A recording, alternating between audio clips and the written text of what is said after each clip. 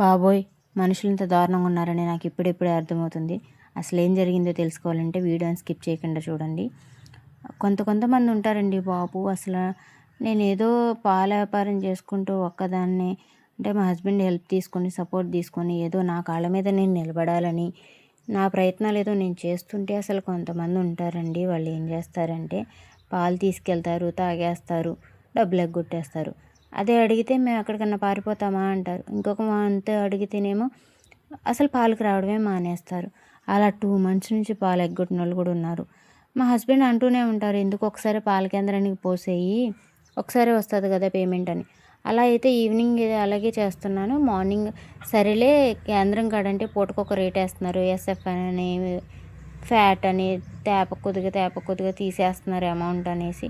ఇలా అయితే మనుషులకి ఇంటి దగ్గర వాళ్ళకి పోసుకుంటే ఒక రూపాయి ఎక్కువ అవుతుంది కదా, పూటకొక రేటు పడే బదులు డైలీ ఒకే రేట్ అవుతుంది కదా, నాకు ఒకసారి అమౌంట్ వస్తుంది, నాకు చిన్న చిన్న అవసరాలు ఉంటాయి, వర్కర్కి ఇచ్చుకోవాలి, గేదెలకు కావాల్సిన దానా అని తౌడని తెచ్చుకోవాలి కదా అనేసి నేను ఇలా నా సొంత కష్టం నా రెక్కల మీద నేను బ్రతుకుతుంటే, కొంతమంది పాల డబ్బులు ఎలా ఎగ్గొట్టేస్తారండి బాబు, నాకు అర్థం కాదు.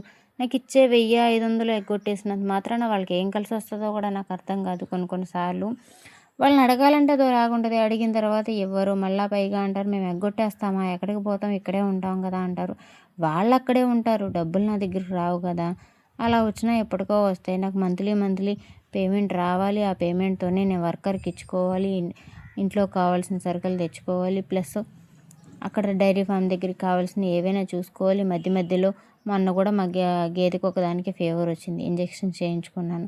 అలా చిన్న చిన్న అవసరాలు నాకు ఉంటాయి కదా. ఒక ఆడది తన కాళ్ళ మీద తను నిలబడడానికి ఎంతో ప్రయత్నిస్తుందని అసలు ఎవ్వరూ అర్థం చేసుకోరు. ఏమో నాకు ఏంటో అర్థం కాదు. మనుషులు ఏంటి అసలు ఎంత దారుణంగా తయారైపోయారు అనిపిస్తుంది ఒక్కొక్కసారి. ఏంటోనండి, కొంతమంది ఉంటారు వేరే వాళ్ళు, బయట రేటు ఈ రేటు కంపేర్ చేసి మాట్లాడతారే తప్ప క్వాలిటీ అయితే కంపేర్ చేయరు. అలా ఒక రీసెంట్ టైంలో ఒక సిచ్యువేషన్ నేను ఫేస్ చేశాను. నా దగ్గర లీటర్ 70 రూపాయలు అనమాట. పాలు తీసినట్టు మీరు డైరీ ఫామ్ దగ్గరికి వచ్చేసినా పోసేస్తానంటారనమాట.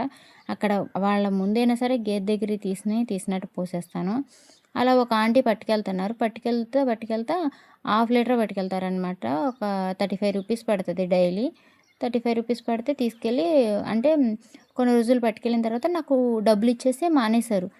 కొంచెం రేట్ ఎక్కువ అనిపిస్తుంది అన్నారు. సర్లే పోనీ ఆవిడ అడగొచ్చు కదా, నేను కట్టలేను, నాకు 30 రూపీస్ చేసి పోయమంటే నేను అలాగైనా పోసేదాన్ని. కానీ అడగకుండా, లేదు ప్యాకెట్ పాలైనా అవే రేటు కదా, నేను ప్యాకెట్ పాలే తెచ్చుకుంటానని అయితే మానేసింది.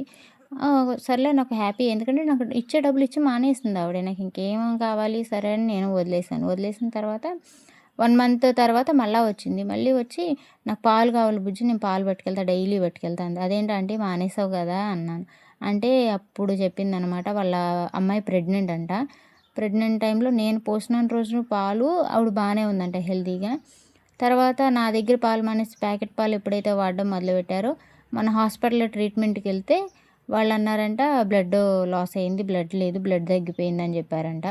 ఇక ఆ దెబ్బతో నేను అనకముందే ఆవిడకి అర్థమైంది ఏవి క్వాలిటీ లేనివో. అప్పటికప్పుడు తీసిపోతుంటే ప్యాకెట్ పాలతో కంపేర్ చేస్తారేంటో అనుకున్నానమాట. ఇలా ఎవరి కష్టం వాళ్ళకు ఉంటుందండి. నన్ను అడగాల్సింది కదా ఆంటీ, నువ్వు 30 రూపీస్ చేసిపోయమంటే నేను అలాగే పోసేదాన్ని కదా, నేను కట్టలేనమ్మా, ఒక్కదాన్నే ఉంటున్నానన్నా, నేను పోసేదాన్ని కదా అని చెప్పాను. సరే అమ్మ పొయ్యి, నీ దగ్గరే పట్టుకెళ్తాను, మా అమ్మాయి డెలివరీ అయ్యేంతవరకు పొయ్యమ్మా అనేసి అయితే చెప్పింది. నేనే పోస్తా అన్నాను. నాకు ఉన్నారండి, చిన్నపిల్లలు ఉన్నారు. నా ప్రెగ్నెన్సీ టైంలో అయితే మా అమ్మ వాళ్ళ ఇంటి దగ్గర గేదెలు ఉండేవి, మా అత్తగారింటి కాడ గేదెలు ఉండేవి. నాకు పాల లోటు ఎప్పుడూ తెలియలేదు. మా అత్తగారింటికాడ మా మామయ్య గారు ఎప్పుడైతే గేదెలు అమ్మేశారో మాకు పాల లోటు అయితే తెలిసిందనమాట. అప్పుడు కేంద్రం దగ్గర తెచ్చేవాళ్ళం. అసలు అవి పెరుగు కూడా తోడుకుండేవి కదా, అంత దరిద్రంగా ఉండేవి. అసలు మా పిల్లలైతే అప్పటి వరకు పాలు తాగి వాళ్ళకి కేంద్రం పాలు తాగాలనిపించలేదనమాట. అప్పుడు డిసైడ్ అయ్యి ఒక గేదెని తీసుకున్నాం. అవే మా ఇంటిని మెయింటైన్ చేసుకోవచ్చు, ఖర్చులు మెయింటైన్ చేసుకోవచ్చు అని అయితే నేను ఆలోచించుకొని, అలాగే ఒకదానికొకటి చేసుకుంటూ, ఇంటి దగ్గర ఉండి నా పని నేను చేసుకుంటూ, వర్కర్ని పెట్టుకొని ఏదో రకంగా ఆయనకి శాలరీ ఇచ్చుకుంటా నా బ్రతికేదో నేను బ్రతుకుతున్నాను అనమాట. ఇలా బ్రతుకుతుంటే ఏంటో కొంచెం డబ్బులు ఎగ్గొట్టేస్తారు. నాకేంటో అర్థం కాదు. రీడింగ్ రాదంటారు, ఫ్యాట్ రాదంటారు, కేంద్రాల దగ్గర అన్ని ఇంటి దగ్గర పోస్తే మాత్రం ఇంతేనండి. మరి ఏం చేస్తారో ఏంటో. ఆ డబ్బులు తర్వాతైనా ఇస్తారంటే ఎవరు, మళ్ళీ వాళ్ళు నా దగ్గరికి వచ్చి నాకు పాలు అవసరమమ్మా, మా పిల్లకి బాగలేదు, మా పిల్లడికి బాగలేదు అంటారు. అప్పుడు నేను ఎలా పోయాలనిపిస్తుందో నాకు అర్థం కాదండి. ఇక్కడైతే మా ఫామ్ దగ్గర అయితే 2-3 డేస్ నుంచి అసలు వాటరే లేవు. మోటార్ ప్రాబ్లం వచ్చిందంట, వాటర్ రావట్లేదు. డ్రమ్ అయితే గ్రీన్ కలర్ అయిపోయింది. ఇంటి దగ్గర నుంచి వాటర్ తెచ్చి దానాలు పెట్టుకోవడం, క్యాన్లు కడుక్కోవడం, ఇలాంటి చిన్న చిన్న పనులు అయితే వాడుకుంటున్నాం అనమాట. మాకైతే డబల్ చాకిరీ అయిపోయింది మా వర్కర్కి నాకు. ఇంటి దగ్గర నుంచి వాటర్ తేవాలంటే, ఇంటి దగ్గర నుంచి దూరం తక్కువే కానీ ఇంటి దగ్గర నుంచి ప్రతిదానికి వాటర్ తేవాలంటే ఇబ్బంది అయిపోయింది. అసలు ఈరోజు కరాగా కూర్చున్నాను అనమాట. మోటార్ బాగు చేయించి వాళ్ళు వచ్చి మోటార్ వేసే వరకు నేను అలా కూర్చున్నాను. 1 గంట అయిపోయింది. నేను 10కి వచ్చాను. ఈరోజు 1 గంట అయిపోయింది అనమాట. 1 గంట అయిపోయిన ఆకలి వేస్తున్నా సరే అట్లా ఎండలో వాటర్ అయినా ఎలాగైనా పట్టాలని పడుతున్నాను అనమాట. మా బాధలు మాకు ఉంటాయి. తెలుసుకునే వాళ్ళు తెలుసుకుంటే బాగుంటుంది, అర్థం చేసుకునే వాళ్ళు అర్థం చేసుకుంటే బాగుంటుంది. అలా కాకుండా అసలు వాళ్ళ ఇష్టం వచ్చినట్టు కొంతమంది అయితే అసలు ఎలా ఎగ్గొడుతున్నారంటే డబ్బులు. అందరూ ఎగ్గొట్టరు, అందరూ మ్యాక్సిమం ఇస్తారనమాట డబ్బులు. కొంతమంది అయితే ఎగ్గొట్టడానికే చూస్తున్నారు. ఈ ఫీల్డ్లో వచ్చేసి మన పాలు మనం డైరెక్ట్గా పితికిన పాలు మనం అమ్ముకుంటేనే మనకు ₹1 కలిసి వస్తుందని అయితే నేను నమ్ముతాను. డైరీ ఫామ్ అంటే ఆషామాషి కాదు. ఈ 1 ఇయర్ నా ఎక్స్పీరియన్స్లో డైరీ ఫామ్ మీద ఇంట్రెస్ట్ అయితే పాలేదు. లాభాలు నష్టాలు మాట పక్కన పెడితే ఇంట్రెస్ట్ అయితే ఇంకా పెరిగిందనమాట. ఇంకా డెవలప్ చేసుకోవాలి, నాకంటూ ఏదో ఒకటి ఉండాలి, నేనంటూ ఏదో ఒకటి స్టార్ట్ చేయాలి, నా ఇన్కమ్ నాకు ఉండాలని అయితే అనుకుంటాను. మా హస్బెండ్ కూడా సపోర్ట్ చేస్తారు. ఆయనకి కొంచెం భయం అనమాట, ఎప్పుడు ఏమవుతుందా అని. నేనైతే అస్సలు భయపడను. నా పని నేను చేసుకోవడానికే చూస్తాను. ఆయన సపోర్ట్ కూడా ఉంటుంది నాకు ఎంతవరకు. వర్కర్ని కూడా ఈ సంవత్సరం మార్చామన్నమాట. ఇప్పుడు ఈ సంవత్సరం నాకు కొంచెం పని తగ్గింది. అందుకే నేనైతే రీసెంట్గా యూట్యూబ్ స్టార్ట్ చేశానండి. నా వీడియోస్ కానీ నచ్చితే నా కష్టాన్ని మెచ్చి ఒక లైక్ చేసుకొని సబ్స్క్రైబ్ చేసుకోండి నా వీడియోస్ని. అలాగే మొన్న ఒక తమ్ముడు మెసేజ్ చేశాడనమాట, అంటే కామెంట్ చేశారనమాట, అక్క గేదె పాలు తీస్తున్నట్టు ఫుల్ వీడియో పెట్టమని. నేనైతే అది అప్లోడ్ చేయడానికి చూస్తున్నానండి. ఇప్పుడు వరకు నాకు మా వీడియోస్ తీసేదే మా పెద్దోడు అనమాట. వాడైతే సమ్మర్ హాలిడేస్ మా ఇంటికి వెళ్ళిపోయాడు, అమ్మ వాళ్ళ ఇంటికి. సో నాకైతే కుదరట్లేదు వీడియో తీయడం. కన్ఫామ్గా నేను వీడియో తీసి అప్లోడ్ చేయడానికి చూస్తాను తమ్ముడు.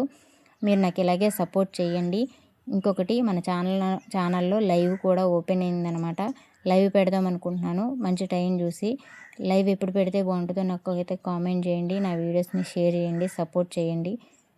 ఇంకోటండి, నేను స్టార్ట్ చేసిన ఈ డైరీ ఫామ్ అనేది మంచి సక్సెస్ని అందుకోవాలని అందరూ బ్లెస్ చేయండి. వీడియో చూసే వాళ్ళందరూ నా వీడియోస్కి సపోర్ట్నివ్వండి. అంతే నేను చెప్పొచ్చేది. బయట వారు ఏమనుకున్నా నాకు పర్వాలేదు కానీ నా యూట్యూబ్ మెంబర్స్ మాత్రం, నా సబ్స్క్రైబర్స్ మాత్రం నా మేలు కోరుతారని అనుకుంటున్నాను.